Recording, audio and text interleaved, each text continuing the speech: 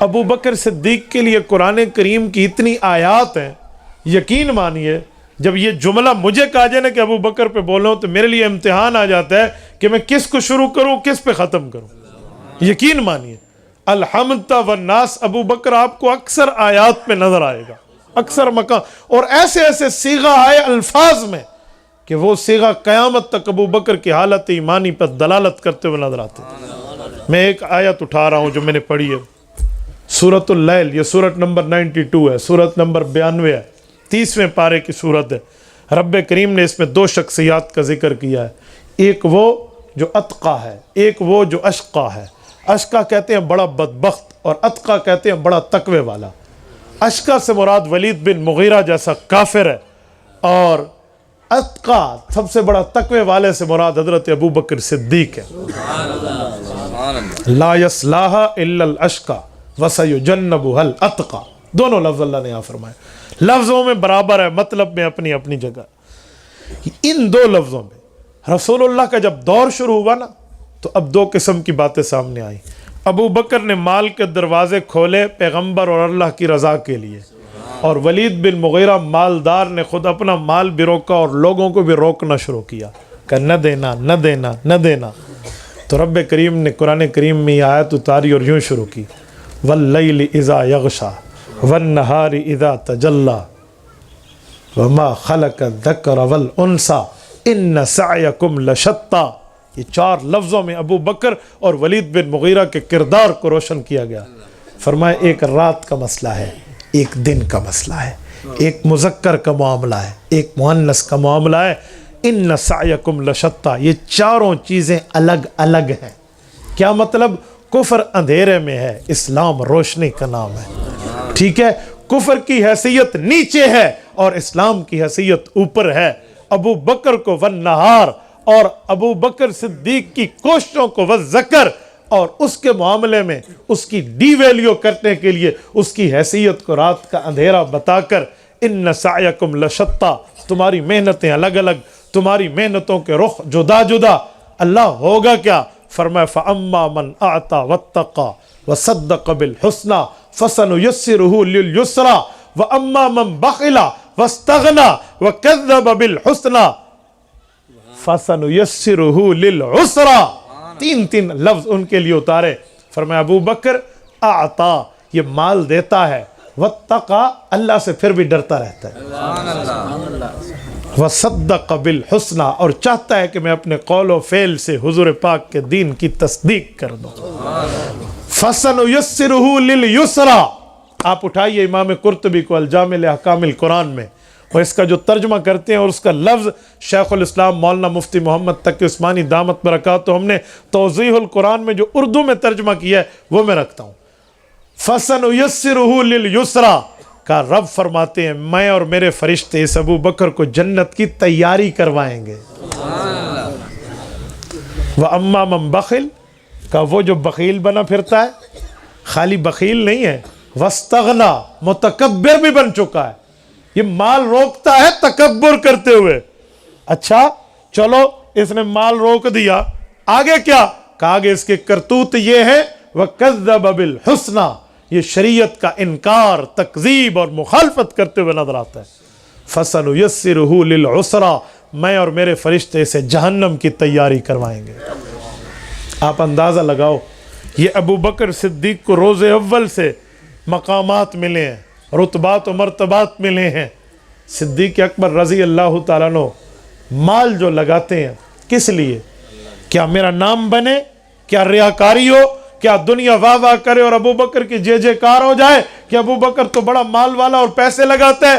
یہ صفائی تو اور میں دیں تو لوگ کہیں گے محبت میں کہا ہے، تم محبت میں آنکھیں بند کر چکے ہو، تمہیں ابو بکر اچھا لگتا ہے تو باندھے دی ہر شے باندھی ہے، نہ باندھے دی کوئی شے نہیں باندھی، یہ تم نے زیادتی کی ہے، ہمیں کہیں گے۔ اچھا میں حدیث پڑھ دوں، کہیں گے پتہ نہیں اس کی سند ضعیف ہے، میں آیت پڑھ رہا ہوں جو اللہ دلوں کے بھیدوں سے خوب واقف ہے۔ فرمایا فَأَمَّا مَنْ أَعْطَى وَاتَّقَى وَصَدَّقَ بِالْحُسْنَى، اس کا مقام سنو، الَّذِي يُؤْتِي مَا لَهُ يَتَزَكَّى، یہ خدائی اتھارٹی ابو بکر صدیق کی صداقت پہ مہر تصدیق لگا رہی ہے. فرمایا الذی یؤتی، اس کی جیب سے جو مال نکلتا ہے. ابو بکر صدیق جو خرچ کرتا ہے، یؤتی مالہ، کیوں؟ یتزکا، یہ چاہتا ہے کہ میرا دل اور میرے اعمال پاکیزہ بن جائے. اسے ریاکاری نہیں چاہیے، اسے نام نہیں چاہیے، اسے واہ واہ نہیں چاہیے، اسے اللہ کی رضا چاہیے. یتزکا، یہ یتزکا تزکیہ، پاکیزہ، صاف ستھرا. یہ جو زکوٰۃ کا، زکوٰۃ کے لفظ کے مطلب کو سمجھو. زکوٰۃ کو زکوٰۃ کیوں کہتے ہیں؟ خذ من اموالہم صدقہ تطہرہم. رب فرماتے جب ان کے مال سے زکوٰۃ نکلے گی مال پاک ہو جائے گا. تو زکوٰۃ مال کو پاکیزہ کرنا. کا یؤتی مالہ یتزکا، ابو بکر مال لگاتا ہے اللہ اس کے دل کو پاک کر دے. اچھا، کوئی بدلے میں مال دے رہا ہے، ادلا بدلا چل رہا ہے، کوئی حضور پاک علیہ السلام نے اس کو دیا تو یہ دے رہا ہے، کوئی جوابی کام میں کوئی یہ چکر، کوئی یہ سین ہے. فرمائے نہیں. وَمَا لِأَحَدٍ عِنْدَهُ مِن نِعْمَةٍ تُجْزَى. وَمَا لِأَحَدٍ، یہ احد کی دال پر دو زیریں تنوین تنکیر ہے. ایک نکرہ ہوتا ہے، ایک معرفہ ہوتا ہے. کامن ناؤن، پراپر ناؤن، معرفہ اور نکرہ. معرفہ خاص چیز کو کہتے ہیں، نکرہ کا اطلاق عموم پہ ہوتا ہے، عام پہ ہوتا ہے. فرمایا وَمَا لِأَحَدٍ، اس دھرتی پر ایسا کوئی نہیں ہے. عِنْدَهُ مِن نِعْمَةٍ تُجْزَى، اس کے نزدیک جس نے احسان کیا ہو تو یہ بدلہ دے رہا ہو. جی نہیں، یہ لوگوں کی رضامندی نہیں چاہ رہا. ہاں، حضور پاک کے خاندان میں بنو ہاشم میں کسی نے ابو بکر پہ یوں احسانات کیے ہوں، کوئی مال دیا ہو، کبھی کوئی ضرورت ہو تو پیسہ دیا ہو، کوئی مشکل آئی ہو تو کسی نے ان کے معاملات میں تعاون کیا ہو، کوئی ہیلپنگ ہینڈ بنے ہو. چلو حضور کے خاندان میں باقی معاملات میں یوں مالی تعاون میں لوگ آئے. وَمَا لِأَحَدٍ کا ایک بھی نہیں ہے. احدٍ، ایک بھی نہیں. یہ لفظ احد سے کسی اور کی نفی یہ خالق کائنات نے یا اپنی ذات کے لیے کی ہے یا اس پیغمبر کی جماعت کے سرخیل کے لیے کی. قُلْ هُوَ اللَّهُ احد، یہ وہی احد ہے. وَمَا لِأَحَدٍ، وہاں کوئی شریک نہیں ہے، رب وحدہ لا شریک ہے. یہاں ابو بکر کی رضا جو اللہ سے لیتا ہے یہ بھی ریاکاری نہیں ہے، یہ اس کی رضا لینا بھی وحدہ لا شریک کے لیے. وَمَا لِأَحَدٍ عِنْدَهُ، اگلا جملہ من نعمتن، یار کوئی احسان تو کیا ہوگا. پھر نعمتن، یہ نعمت کی تا پہ دو زیریں، یہ بھی تنوین تنکیر ہے. من نعمتن، کوئی تو اس پر نعمت کی ہوگی، کوئی تو اچھائی کی ہوگی. جو اتنا پیسہ لگا رہا، یہ جو خرچ کر رہا، کچھ تو ہوگا. من نعمتن، فرمائے نہیں، ایسا کچھ بھی نہیں. من نعمتن تجزا، تو پھر کیا چاہیے؟ فرمائے الا ابتغاء وجہ ربہ الاعلی. الا، جب الا آتا ہے نا ساری جھوٹی باتیں ختم ہو جاتی ہیں. لا الہ الا اللہ، لا الہ کہہ کر جھوٹے خداؤں کی نفی کی، اللہ کہہ کر اللہ کی وحدانیت کا اثبات کیا. میں جنگ والوں آپ کو مورخ اسلام حضرت علامہ ضیاء الرحمن فاروقی شہید رحمہ اللہ کے لفظ میں بات کرنا چاہ رہا ہوں. شاید میرا لفظ ہوتا تو میں کبھی نہ کہتا، میں اپنے بڑے سے لفظ لا رہا ہوں. وہ فرماتے تھے ابو جہل نو توحید نہیں مننی سی. کیوں؟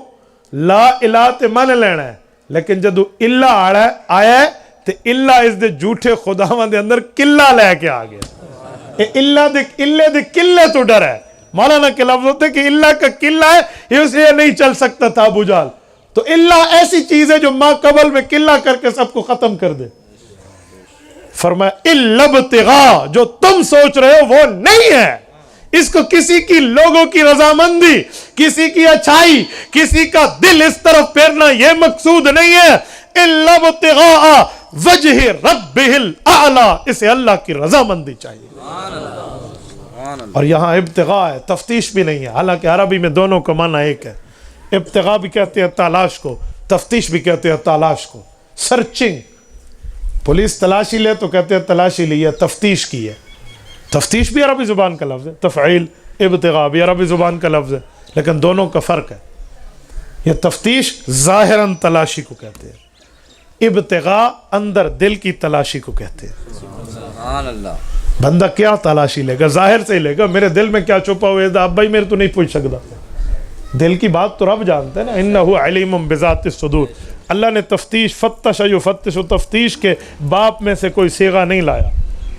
کیوں؟ کوئی کہہ سکتا تھا ابو بکر اوپر اوپر سے کہہ رہا ہے، رب جو دلوں کے بھید کو جانتا ہے، اور اللہ جو دلوں کے حالات سے واقف ہے، اور رب کریم جو دل کے اندر چھپے کے معاملات کی انتہا تک جانتا ہے، وہ فرما رہے ہیں الا ابتغاء، فرمایا یہ دل سے چاہتا ہے وجہ ربہ الاعلی، مجھے میرے مولا کا رضا والا چہرہ مل جائے۔ وجہ چہرے کو کہتے ہیں۔ چہرے کا کیا مطلب؟ یہ اسے کہتے ہیں محاورہ۔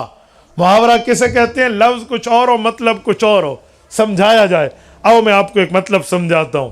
ایک بندہ گیا، مثلا مولانا بیٹھے ہیں، ان کے پاس ایک شخص گیا، وہ ان کے دوست کا بیٹا ہے، مولانا کسی عہدے پر ہے، اور مولانا چاہ رہے ہیں کہ میں اس کی درخواست کو نہ مانوں، لیکن اس کا والد بڑی قربانی والا، بڑا اچھا تھا، تو انہوں نے کہا دل تے میرا نہیں آدھا میں تیری گل مننا، تو نہیں تیرے سائیں دا منہ ہے، میرا جی تو نہیں چاہتا میں تیری بات مانوں، تو نہیں، مجھے تیرے والد کا چہرہ نظر آتا ہے۔ اصل چہرہ کسے کہتے ہیں؟ دوسرے کی رضامندی کو۔ تو فرمایا الا ابتغاء وجہ ربہ الاعلی، ابو بکر کو اللہ کی رضامندی چاہیے۔ اگلا لفظ سنو، وَلَسَوْفَ يَرْضَى، 21 نمبر آخری آیت، وَلَسَوْفَ يَرْضَى الا ابتغاء وجہ ربہ الاعلی وَلَسَوْفَ يَرْضَى، ہاں ہاں اس کا رب عنقریب اس سے راضی ہو جائے گا۔ یہ جو لفظ ہے نا وَلَسَوْفَ يَرْضَى، اس کو اگلی صورت کے ایک لفظ سے ملا کر دیکھیں تو خدا کی قسم بندے کو سمجھ آتا ہے کہ اسلوب قرآن میں ابو بکر اور رسول اللہ کی مماثلت کتنی ہے۔ ایک بے ایمان عورت تھی، اس کو پتہ چلا کہ کتنے دنوں سے حضور پاک پر وحی بند ہے۔ سورۃ والضحیٰ، سورت نمبر 93، یہ جو اتری ہے نا، میں اس کا شان نزول پڑھ رہا ہوں۔ اس خاتون نے رسالت مآب سے اپنے بغض کا اظہار کرتے ہوئے حضور کے پاس آ کر یہ جملہ کہا، ان شیطانک قد کرنک، کہا تجھے تیرے شیطان نے چھوڑ دیا۔ نعوذ باللہ، وہ اللہ کو کہہ رہی تھی، وہ ظالمہ، وہ مشرکہ، وہ کافرہ، وہ کاذبہ، حضور پاک کے سامنے کہتی ہے تجھے تیرے خدا نے چھوڑ دیا۔ یعنی وہی کسی وجہ سے بند ہے، وہ تکوینی معاملہ ہے، وہ اللہ کی حکمت کے تحت ہے، لیکن اس سے اس عورت کا کیا لینا دینا؟ وہی استاد شاگرد کا کوئی معاملہ ہو تو آؤٹ سائڈر کو کس نے کہا ہے تو درمیان میں مداخلت کر؟ تو اس نے جب یہ جملہ کہا، غیرت الہی کو جلال آیا، رب نے آیت اتاری، فرمایا والضحیٰ واللیل اذا سجا ما ودعک ربک وما قلا۔ اے خوبصورت چہرے والے، اے خوبصورت بالوں والے، تیرے رب نے نہ تجھ سے دشمنی کی ہے نہ تجھے چھوڑا ہے۔ ما ودعک ربک وما قلا، نہ اللہ نے تجھ سے دشمنی کی ہے نہ رب نے چھوڑا ہے۔ یہ میرا اور آپ کا مسئلہ ہے، میں جب چاہوں قرآن اتاروں، جب چاہوں نازل کر دوں، اس میں کسی غیر کا دخل، کسی آؤٹ سائڈر کی بات، اس کا کیا واسطہ؟ ما ودعک ربک وما قلا، آپ دل چھوٹا نہ کرنا، پریشان نہ ہونا، ذیق صدر پہ نہ آنا، اپنے دل کو تسلی اور حوصلے میں رکھو، نہ میں نے آپ کو چھوڑا ہے نہ آپ سے دشمنی کی۔ پھر اللہ پاک نے حضور پاک علیہ السلام کی تعریف میں علم ججد کا یتیما فآویٰ ووجدک ضالا، پہ پوری باتیں فرمائی۔ میں نے آپ کا بچپن یوں کیا تو آپ کو جوانی میں یوں عزتوں سے نوازا، آپ شروع میں ناواقف تھے، دین اتار کے آپ کو ہر چیز کے علوم سے روشناس کیا، آپ یتیم تھے، آپ کو ٹھکانہ دیا، پوری باتیں فرمائی۔ آخر میں فرمایا وَلَسَوْفَ يُعْطِيكَ رَبُّكَ فَتَرْضَىٰ، کہ صرف دنیا تک یاری نہیں ہے آپ کی اور میری، صرف دنیا کے معاملات نہیں ہیں کہ یتیم تھے تو ٹھکانہ دیا، آپ کے پاس مال نہیں تھا تو مالدار کیا، آپ کے پاس آسمان کی خبریں شروع میں نہیں تھی، قرآن اتار کے آپ کو روشناس کیا، صرف دنیا تک نہیں ہے۔ جو دنیا میں عزت ہے نا، اس سے بڑھ کے آخرت میں ہوگی۔ وہ کیسے؟ وَلَلْآخِرَةُ خَيْرٌ لَكَ مِنَ الْأُولَىٰ، میرا محبوب خوش ہو جا، دنیا کی زندگی سے بڑھ کے آخرت کی زندگی ہوگی۔ خیر، اخیر، اس میں تفصیل، سپرلیٹو ڈگری ورڈ، اس سے بڑا لفظ نہیں ہے۔ وَلَلْآخِرَةُ خَيْرٌ لَكَ مِنَ الْأُولَىٰ، دنیا سے بڑھ کے آخرت کی زندگی ہوگی۔ اور آخرت میں کیا ہوگا؟ وَلَسَوْفَ يُعْطِيكَ رَبُّكَ فَتَرْضَىٰ، آپ کو آپ کا رب اتنا عطا کرے گا، اتنا دے گا، اتنا دے گا، اتنا. آپ خود فرمائیں گے میرے مولا میں تم سے راضی ہو گیا. یہ لفظ جو حضور کے لیے اترا ہے نا، یہی لفظ سورۃ اللیل کے آخری لفظ میں اتار کے دیکھو. یہاں ہے وَلَسَوْفَ يُعْطِيكَ رَبُّكَ فَتَرْضَىٰ، اور وہاں ہے وَلَسَوْفَ يَرْضَىٰ کہ ابو بکر سے بھی اللہ رب العزت اس کو اتنا دے گا کہ اللہ اس سے راضی ہو جائے گا. میرے دوستو آپ یاد رکھنا، یہ رسالت مآب اور ابو بکر کی آپس میں نسبت اتحادیہ ہے جس کو اس محبت میں بیان کیا جانا. وہ الفاظ ادھر، وہ الفاظ ادھر. اسے کو سمجھانے کے لیے ایک جملہ کہتا ہوں. ہمارے والد محترم رحمہ اللہ فرمایا کرتے تھے کہ کرسیوں کے معاملے ایک جیسے، رسول اللہ کی کرسی پر نبوت کی مہر ہے، ابو بکر کی کرسی پر صداقت کی مہر. وہ پیغمبر تو نہ تھا، پیغمبر جیسا لگتا تھا. وہ تھا دریا مگر گہرے سمندر جیسا لگتا تھا. ترستے تھے فرشتے جس کو چھونے کے لیے اکثر، وہ اسی مسجد کے ممبر و محراب جیسا لگتا تھا. یہ ابو بکر فرمایا گیا، اسے ابو بکر کہتے ہیں جو اس طرح رسول اللہ سے نسبت اتحادی رکھے. تبارك الذي نزل الفرقان على عبده ليكون للعالمين نذيرا.